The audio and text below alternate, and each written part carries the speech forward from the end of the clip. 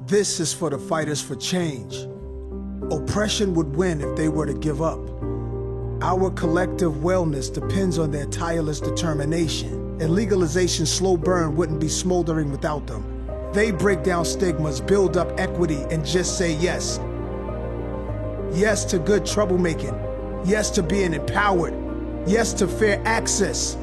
Now more than ever, Weedmaps says yes and stands with the fighters for change. Hey everyone, welcome to this very special conversation for Green Enterprise, partnership between my company, Digital Venture Partners, and Black Enterprise. And this particular conversation is sponsored by Weedmaps. We are having a virtual conference, a series of conversations between powerful Black executives and leaders in which we dive into very specific topics that we think can benefit people of color who are just interested and want to jump into cannabis or start to follow the conversation as it becomes more mainstream. Today, I have with me two very esteemed professionals who I'm excited to give you guys their insight. I'll give them both an opportunity to kind of give you a backstory of themselves, their current position and what company they work for. Before we jump into the conversation, I'll start with Margeaux. How are you doing today? I'm well, thank you. How are you? Great. My name is Margeaux Bruner. I am a board of director member for the Minority Cannabis Business Association. I am also the director of compliance and diversity inclusion for Red, White, and Blue. I got my start in this industry about roughly 5 years ago. I was watching a show called Weedmaps, and there was an episode called The Mary Janes, and they were talking about women in cannabis and how there were more women on par to have C-suite positions than any other industry. And I was just completely intrigued. At that point in time, I was working in the automotive industry. I was a benchmarking coach, and I was kind of bored. So I was like, what is this thing here? And so I went to work the next day and I bought a ticket to Denver because at that point in time, my home state is Michigan. Michigan had legalization in the form of a caregiver system, but we didn't have a seed to sell program that mimics what, mainstream cannabis looked like at that point in time. So I was like, I'm going to go to Denver and see what this looks like. And I just found random things to do from LinkedIn and Meetup. And I saw an industry, which I had not seen in my home state. So I knew that there was something that was coming, that I would have a potential opportunity. And so then I did a bunch of things. It was not linear by any means. I became a market leader for Women Grow. And then I started to work on our Proposal 1 adult use campaign that brought legalization to Michigan. I was appointed by our former governor, Rick Snyder, to represent qualified and registered patients on the Impaired Driving Committee. And then I was on our Attorney General Dana Nessel's Marijuana Policy Work Group. And I was also a lobbyist for the Michigan Cannabis Industry Association. So by no means linear. Just to come back around and do compliance now again in cannabis. You are a one-woman encyclopedia. Right? I was committed. I don't know. All of that experience in different facets of, industry, let alone cannabis, had to be super valuable. And I'm excited to dive into that. I want to introduce Jerel Registre. He's modest about this, but he had the most popular episode that we had outside of a celebrity or something like that. His conversation with us actually went viral. And people wouldn't leave me alone about it. So it only made sense for us to have him come back on. But for your super fans who may have missed the first conversation, I would love for you to give us a quick intro about yourself and just kind of how you came into the cannabis space. Sure. Well, thanks. That's kind of the coolest I've ever been. I'm going viral here right now. Yeah. No, so my name is Jerel Registre. I'm the managing director of the Curio WMBE fund. It's a $30 million private equity fund built from the ground up to put 40 to 50 diversely owned, so women, minority, and disabled veteran owned cannabis dispensaries in the world, 100% owned by those individuals, based on the Curio Wellness Center platform, right? So we've converted the existing business model into a franchise model that allows us to deliver branding and operational support to franchisees who the fund provides capital and financing in order to launch the stores. My background in the cannabis industry really is limited to the last 2 years. I joined Curio 2 years ago when Curio Wellness's CEO, Michael Bronfein, as a result of conversations with some of the Curio investors and watching what was going on in the marketplace around the lack of diversity in licensing, wanted to establish a business ownership opportunity or a mechanism to create business ownership opportunities for diverse entrepreneurs, right? So Michael called me because we'd worked together at Sterling Partners, where he was the head of healthcare, the healthcare investment platform for a long time, but 10 years ago now, he hired me there to work with the portfolio companies on various operational initiatives in terms of looking at their finances and taking a very finance-based approach to what operational improvements need to be made at those businesses in order to either improve their cash flow or improve their prospects for generating return to the fund, right? So before that, I worked for JP Morgan. I covered reinsurers within the investment bank. And before that, I was in business school. I graduated from the Fuqua School of Business at Duke. And then I started my career at General Electric in their financial management program. So a rotational program where you learned about the various aspects of really, from in my experience, the commercial financing industry and their big vertical there. As I joined Curio, the intention was to create these business ownership opportunities. The way that we settled on a private equity fund combined with franchising was really the coming to an understanding of the two areas where an entrepreneur needs support. Really, regardless of their ethnicity, the two big challenges within cannabis are access to capital and operational support in the context of a marketplace that has a mix of small mom and pop shops and multi-state operators, right? So franchising really enables a smaller business owner to kind of pool resources with a network that allows them to gain some scale on a variety of areas, but really most importantly on the marketing side. So putting that together with access to capital, which, I mean, historically, there's lots of challenges within the diverse community, but they're only compounded in the cannabis industry. So being able to address those two sides, we really felt positioned a business owner to be successful for the long term. And that's a perfect segue. I love the fact that you both are experts in different parts of what you need to do to operate a successful company and raise capital, right? So I'm sure people come to you and they just talk about money, right? But before that, you have to have pillars in place to kind of exemplify or signify that you have a successful company or project or idea, right, that needs to be scaled out. And especially in cannabis, there are a lot of ways you could lose that through like compliance, through not being on the right side of how you're operating business. So Margeaux, I would love for you to kind of give an overview to an entrepreneur to, before you get so money focused and try to raise $1 million, what are some of the things that you have to have in place as a company owner to even attract a potential investor? I think that it's very, very important that you understand the laws in your home state and whatever local municipality that you hope to operate in, because it can save you money. It can prevent sometimes everyone who represents himself as an attorney or is giving legal advice may not be fully abreast of what the rules are. And when you don't have capital to burn, it's important that you make very important strategic decisions on where to spend that cash. And listening to a webinar, showing up to a local city council meeting, like those are very passive things that you can do absolutely free without a lobbyist. You can physically show up and learn what's going on. So that's the first thing. Another thing I would explain to people is that when you go for licensure, it's like a gaming license. It's meant to be a complete entity. So you do need a team. It's not an individual license like a driver's license. Quite frequently, I hear people say, well, I want a dispensary. Well, one person can't run an entity. So the people that you partner with, having different skill sets is very important, your partners, so that you cover a lot of bases. And sometimes it's easy to join things like trade associations where you can kind of get more bang for your buck. You can show up and meet a number of professionals and have just one-off conversations that you can pick up a bit of information that leads you down the right path.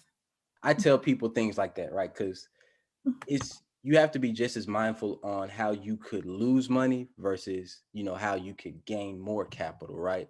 So I would love for you to kind of follow up on that with what happens if you aren't abreast on, certain policies, certain compliance issues. What could be the negative effect that it would have on your company in cannabis particularly?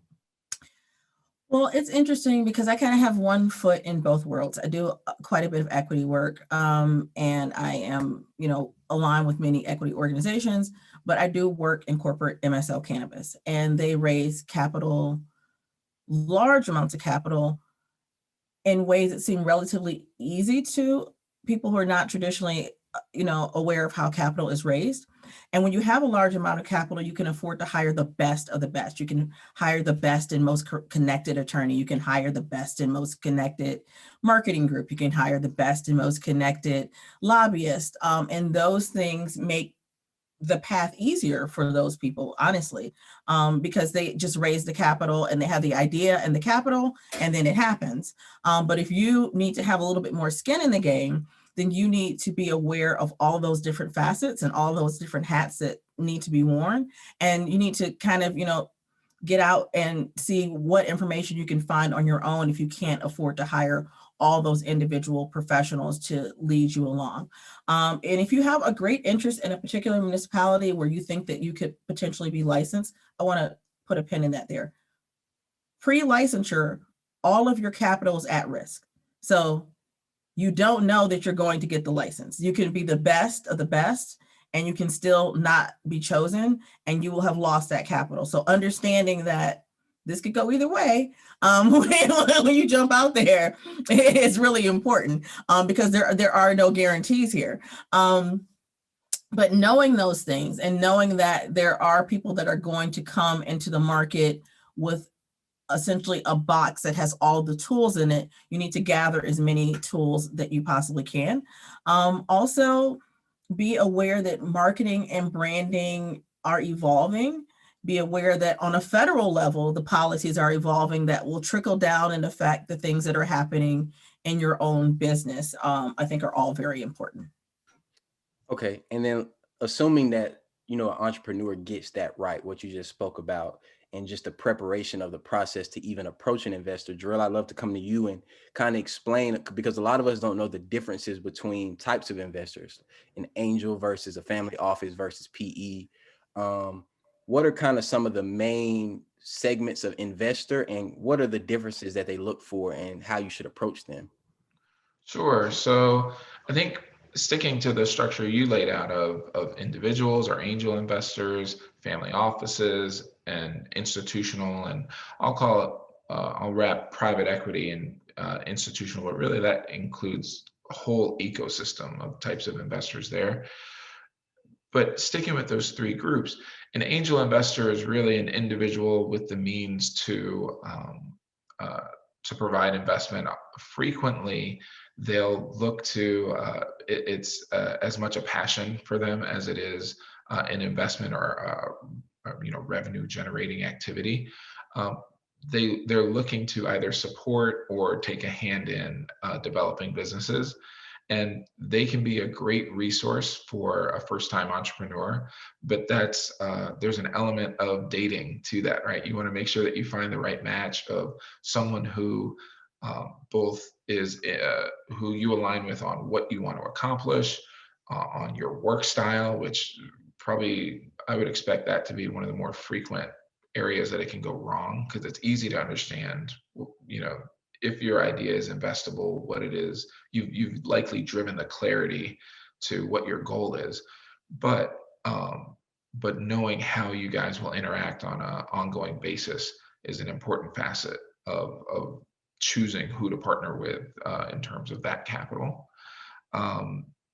And then in the long term, they can be very valuable in kind of that handshake and transitioning you to more seasoned capital sources, right? So whether that's a family office network, so a family office is effectively a group of investment professionals who represent multiple people who you might otherwise think of as angels, right? So they may be a little bit more passive in their investments, but they've chosen to seek professional investment management for their capital. So that can be a great network for an early entrepreneur in terms of efficiently reaching out to capital pools, especially if you have a clear business plan and a real track record, so that it's easy for that investment professional team, that family office, to understand what you're wanting to do and how, kind of rule number one, how they can get their money back, and then number two, how you'll grow their money. That lets them have confidence in representing to their investors that your idea is something that is worthy of their consideration. From an early investment perspective, so if you're an entrepreneur taking your early investments, a family office will look and feel similar to an institutional investor, but typically an institutional investor is a much more significant scale and rigor, right? So that's when you're talking about taking investment from a highly professionalized set of people who are really screening for a portfolio approach to their to what they're delivering to their investors, right? So there's a matchmaking aspect to institutional investing that includes, are you in line with what this group has communicated to their investor pool as their target market, or part of their overall thesis about where the market's going or how they want to generate return. Those conversations can end up being very seeming very formulaic, because there's a lot of kind of checkbox aspects to their process that are put in place deliberately so that they have clarity with their investors about what they're willing to do and what they think works. And so that's how they maintain their relationship with their investors. So it can be, Margaux's point kind of rings home even for me as I'm looking at raising dollars for the fund, and that with institutional investors, their process is in line with, as she was talking about, hiring the best of the best, right? So putting themselves in a position where they have expertise, functional expertise in all the aspects of managing investments, puts you in a circumstance where you have to be able to check a lot of boxes to qualify for their consideration. So we're not even talking about if your idea is great, we're talking about if your idea is eligible, right? So I think that's probably the broadest strokes that I would paint those three groups with. But figuring out which one of those buckets is most appropriate for you, that doesn't say whether or not your idea is best. It's just it's choosing which lane your investment kind of fits most naturally in. Okay, perfect. I appreciate that explanation. And I want to kind of dive into that in a more person of color way, right? And I'll go with Margeaux. So we see all of these headlines from, Jay-Z opening a fund, and Chris Webber just announced $100 million fund for Black people. And it's like, I think a lot of us are seeing these headlines like, oh, I could use a couple of $1 million of that, right? So what's that process of, being a minority owned or Black owned business, Margeaux, because I know you work very closely with a lot of people coming into the space. What advice do you give these people to see how they could benefit from some of these initiatives that are targeted for Black entrepreneurs specifically? Well, there has been a lot of announcements in the news about people who have $100 million, but we haven't seen those $100 million work yet. So it's a great step, because it's easier to communicate your idea sometimes to someone who has an ethnic background that's similar to yours, who has an idea of what the future of cannabis should look like that is in alignment with what your missions are. So there's an opportunity for a lot of value alignment, just as a floor of the conversation to start. Because what some corporate cannabis companies do varies greatly with what some other cannabis companies do that are in more alignment with social equity. Just to throw out some names, for example, Cookies. Cookies mirrors the underground market. Like there's a lot of different brands. The brands switch out relatively frequently. It is a marketing approach that is more in alignment with what the traditional market and those purchase patterns. Whereas if you see a company like a Cresco, we're going to establish like these are our lines of cannabis and these are our brands, and those are somewhat stable and may not change from month to month or season to season. So that is one important thing. And just seeing other people like you do it's empowering in some way, because we hear a lot of conversation about social equity, and it's always that you're disproportionately impacted and that, you know, you went to jail, and all of those things are very, very real. But if I understand that you went to jail and you were disproportionately impacted, I'm not going to say to you, why don't you have $4 million? Because those things just simply aren't in alignment with one another. So I think it's really encouraging. I think that it's an opportunity for us to come together and have opportunities for generational wealth and collective investment that we haven't seen before in this particular market. But I have seen people fall victim to predatory contracts. I have seen some people that were part of social equity programs actually become homeless during the process, because there are a lot of things that we don't talk about.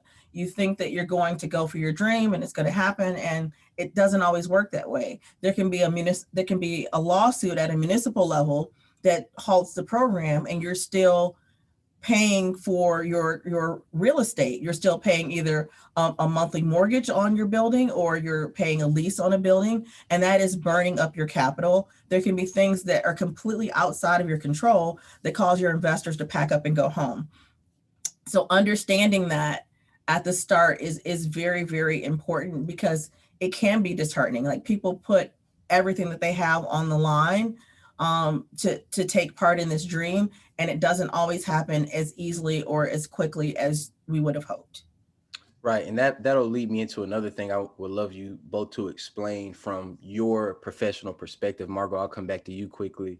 The term predatory, right? Because I've had conversations with people in the licensing process, or when the state becomes legal, a large company comes in and like, oh, we want to put you on our license, we want to partner with you for this or that, when in reality, they're positioning it to eventually either buy your percentage back or figure out a way to leave you out entirely. What are some of the things someone who, a minority who checks a social equity box, who's getting approached by a large company, what should they be mindful of through that process? And then I'll go to Jerel for like the financial implications of that. Well, if you come to me and you say, I want to put you on my license, then you are doing just that. You are coming with essentially what is the turnkey. You're coming with the funding for sure. You're coming with potentially your own group of professionals that are support services to this license. So the only thing that you're really offering as a social equity applicant is your zip code or your address. So you can negotiate for more when you're worth more or you know more. If I say that I just want you on my license because of your zip code, then there might be 500,000 people that meet that same criteria. You're not necessarily a better applicant than any other person that had not interfaced with this industry before. And so that's important conversation to have too, because I think that there's a false expectation sometimes among social equity applicants. Like, I heard recently a conversation when they said, well, if somebody wants to put you on a license, then they should give you $10 million. Like, well, $10 million is $10 million, no matter how you slice it. And $10 million, when you're talking about things like 280E tax laws and, all the things that come with operating a business that's still federally illegal, that might not be a fair price for that partnership. You might not be a good partner for that reason. I think you need to look at yourself and what makes you a good partner. What is the story behind you coming into this space? What do you offer to the license? Because all of those things are very important, and all of those things are part of the negotiation process for what it costs to retain you as a partner. But it is a partnership, and it can't be a seesaw where one person is bringing everything and another person is not contributing. Right. My biggest advice to people is operate in reality. Yeah. You might think you're worth a lot. In reality, is that's probably not the case. And Jerel, I would love for you to speak on predatory investment. Like all money does not come the same way or with the same expectations. What are some of the things that you advise people who may have interest from an investor to say, hey, make sure these things are included, or be wary of these certain terms or conditions from an investor? Yeah, honestly, it's very hard to give specifics there because people are kind of dastardly creative on the bad side, right? Really, the most important piece is making sure that you understand what's in there, right? Because this was an issue that we confronted as we designed the fund, right? So ultimately, we settled on the way that we ended up at franchising was that we could be crystal clear and point to 100 examples of exactly what we wanted to do. And there was a broad-based understanding of what franchising is in the world. One of the things that was really awkward as we started exploring the idea of the fund and how we would offer operational support was the idea of operating agreements and management contracts that in the broader business environment are very humdrum and not very interesting. But within the cannabis industry, they've been kind of turned around and have a terrible name in a lot of cases when you combine that with a diversity initiative because of some of the more high profile, not cases, but news articles and stories that have come to light around how those contracts have been manipulated to create circumstances like the premise of your question where they're just looking to cut people out. So the number one thing is understand what is in that contract and what it means for you. And sometimes that'll be negotiating with your counterparty, the person who you're looking to partner with. But other times, if it's that complex, it is worth getting a lawyer just to understand what it is you're signing, right? Or a financial advisor or someone with the wherewithal to explain to you what's going on. Anytime you look at a deal that kind of to your point looks too good to be true.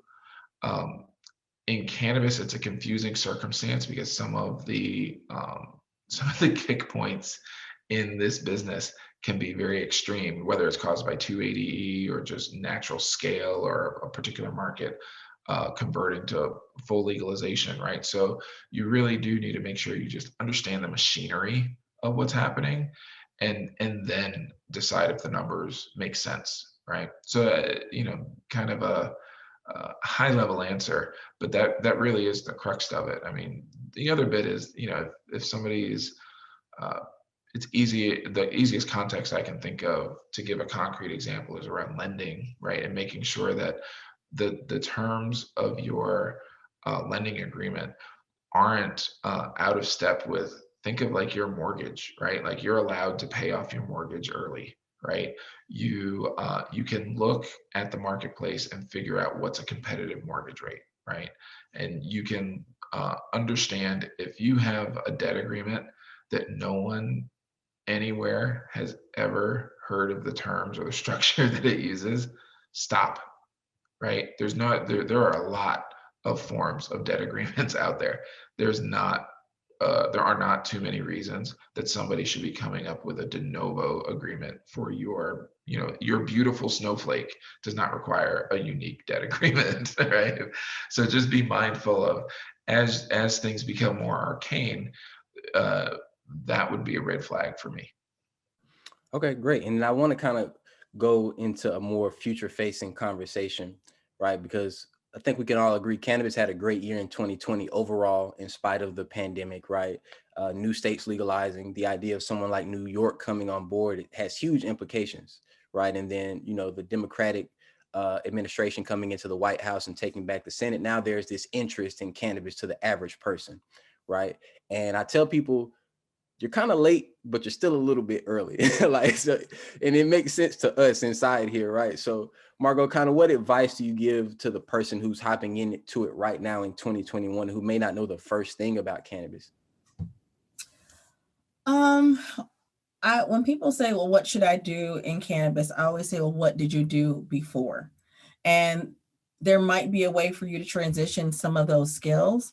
There are more skills and more opportunities on the ancillary side than on the licensure side.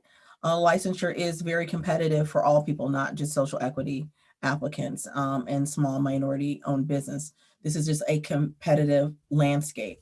And so you need to be aware that if that's what you choose, that you are entering, shark-infested waters. This is free market capitalism that we're talking about here now. And I tell people all the time to take in everything that you can from this industry. You never know when you're going to come across a person that has a bit of information that you could reach out to, that can give you some advice or some mentorship potentially in this space. And also when you go places and you're, well, when the world was open, this is kind of past tense, but when you go places, see the other people that are there with common interests, because those might be your potential partners in the future. When it comes to me, I have a saying, I only meet people on the Coliseum floor. Like if I've never seen you in this space and I don't know where you came from, like I am a little bit hesitant to give you as much credibility as the people that I just see sitting in the room absorbing the information. Yeah, very much so agreed. And before I go over to Jerel, I would love for you to speak about ancillary opportunities for people of color, because, and I tell this in a motivational way, but it may come across as discouraging. I tell people, if you come in and you think you're just going to have a dispensary or a grow, that may be a lazy conclusion.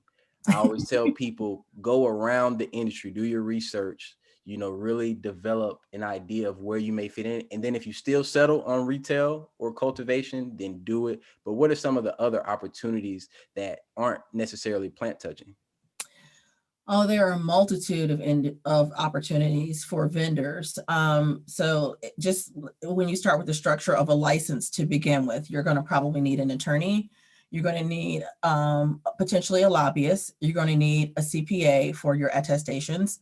You are going to need an architect to do your renderings and your building. You're going to need people that have experience in HVAC, experience in lighting, and then all of the things that actually go into touching the plant. So there is packaging, there is marketing. It's actually a whole universe that exists around cannabis.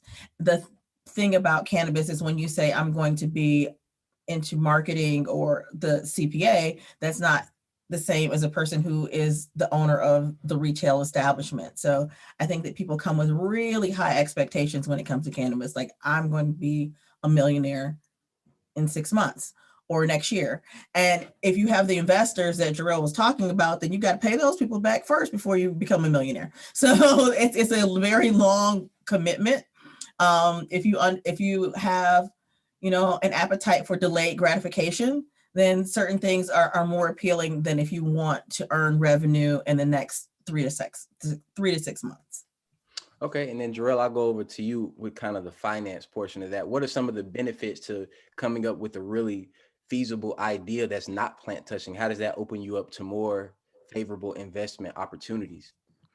Sure. So, even before getting to the investment opportunity, there are kind of old sayings. I think of them in the context of investing and kind of business management strategies, but people talk about pick and axe strategies, right? So think of the California gold rush. Who made money in the California gold rush? The guy selling picks and axes, right? That guy had a sale every time someone crossed the border, right? Or the Mississippi, frankly, right? So from that perspective, the ancillary businesses are important, right? Because they sell the fundamental pieces that let the cultivators, manufacturers, and retailers conduct their business, right? So don't underappreciate the value of those businesses. And also keep in mind, having a lens towards serving the cannabis community for a lot of those businesses, doesn't remove you from having a broader business platform as well, right? So the cannabis industry can be one vertical of sales for your business, Or maybe you do go all in because you do have the connections and the expertise to kind of tailor your offering so specifically that it's particularly compelling, right? So just be mindful of what your business can be and how you running it better suits it to one or another strategy, right? So that's kind of the first piece. And then, you know, it translates well in terms of seeking investment, because to Margot's point, you want to have a strong business, because if you take investment, what your investors are going to want to see is that your investment, your time, your blood, your sweat is flowing into that company in a way that protects their dollars. And a lot of times the way that's reflected in a contract is that the investors have terms that protect their money before you have that cash windfall or that financial success that you're seeking as the business owner, right? So you want to make sure that you design your business both to have a great shot at success, and that you make it unique. You're able to communicate that uniqueness to an investor, and then you're able to articulate that uniqueness translates into their financial success, which enables yours, right? Because from an investor's perspective, we joke around, but it's a very serious standard that we hold everything to, is if it doesn't make dollars, it doesn't make sense, right? So if you can't tell an investor this is going to be great, you might lose some money. That's not an answer. That's not for an investor. That's not why they're there. That's not why they started this conversation with you, and it is definitely why they will end one with you. So just be mindful that as you approach an investor, their first and foremost priority is preservation of capital and how to grow their capital. So their support of you is contingent on that, right? And it's not whether or not they like you. They may love you. That's probably why they're talking to you, but they have to meet that standard, you know. Okay, that was great. I really appreciate both of you guys' perspective. The thing I enjoy about having this series is I learn so much because I get to talk to people like you guys on a daily basis. And I just repeat what you tell me and sound like a genius. So wrapping up, I would love for you guys to tell our viewers where they can follow you and your company on social media, or where they can reach out to you if they have any particular questions. For me, Margeaux Bruner, I am on Facebook and Instagram as Margeaux Bruner. My consultancy, Perpetual Harvest Sustainable Solutions, is also on Facebook. And I answer questions all the time. Like, just shoot me a message and I'll be of assistance as much as possible, or hopefully be able to point you in the right direction. Can you talk about a little bit about minority cannabis business? I was about to say, can you talk about the work Sorry. you guys have done? Because when I came into the space at the end of 2017, you guys were the first like informational hub that I could find that really was catering to like Black people trying to come into the space.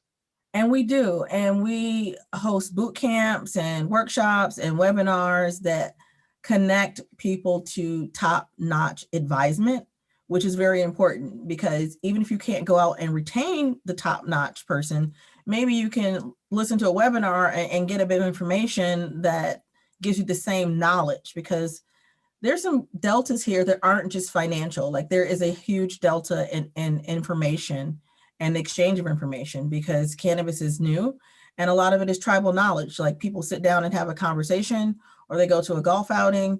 It's not always something on the internet that you could potentially Google. So Minority Cannabis Business Association is definitely a place to start, to connect yourself to other people who are on the same journey, people who may be further ahead in the journey and can share wisdom and knowledge with you, along with the actual structure of business ownership, things like valuations that you might have never considered. You're like, I want to sell cannabis in a retail shop. Like, I'm not thinking about all of these abstract concepts that are part of either raising capital or just compliance that are essentially all of what cannabis is. Like the majority of your revenue is going to go to taxes and compliance. And there'll be a sliver of that you have left over once you start a business. So it's very, very important that we understand these things and that we make the right decisions because we don't always have capital to lose. Okay, great. Jerel, I would love for you to do the same and also kind of speak on just the fund that you're putting together with Curio, because after your interview, no lie, I probably had 20 people message me like, hey, give me that guy's number. I got an idea. Like, so I would love for you to tell the viewers kind of just the state of that and how maybe they could eventually prepare themselves to be one of the franchisees with Curio. Sure. So easiest way to find me is probably still LinkedIn. So just Jerel Registry. There aren't too many of us out there. And then my email address is very similarly just jerel.registry@curiowellness.com. In terms of the fund, so we're about halfway through, we're a little more than halfway through the fundraising process. So we're hoping that we'll finish that up over the next few months and in line with getting regulatory approval on the franchisor. So we filed in several states to obtain we talk about compliance and cannabis, but there's a whole other compliance element to our effort on the franchising side and the ability to effectively sell stores to franchisees. So we're in that process. We expect that to wrap up over the next month or so. And then at that point, visiting CurioWellness.com is probably the best resource to understand when the franchising opportunities are becoming available, mostly just because we'll publish there and it lets us, kind of present the opportunity as we'd like. But fundamentally, our franchisees, Curio will franchise more broadly than fund-sponsored stores for diverse applicants. That's where I'll actively seek to either identify them in the application process or even make first contact and direct them towards the franchising process.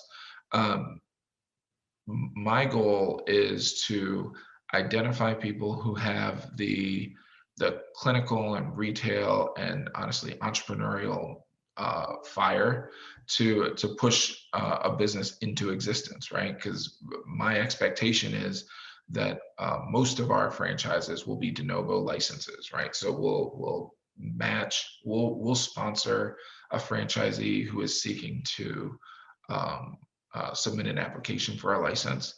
So from that perspective, Margeaux was talking about preparedness or how to inform yourself about entering the industry.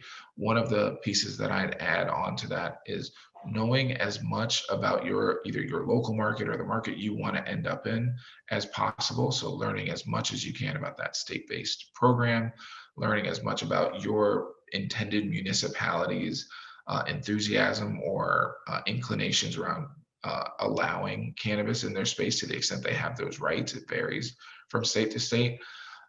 The more you're able to bring to the table as a candidate who's ready to either apply for a license or are aware to engage with the community in anticipation of seeking a license, the better positioned you're going to be, not only from my perspective in terms of supporting you to become a franchisee of our program and receiving financing, but also the better shot at success you have of getting a license, because the more thoughtful you can be with that application is what pays dividends, right? Because they're big applications in terms of, even if they're not, some states, they're not particularly long, but they can be very detailed and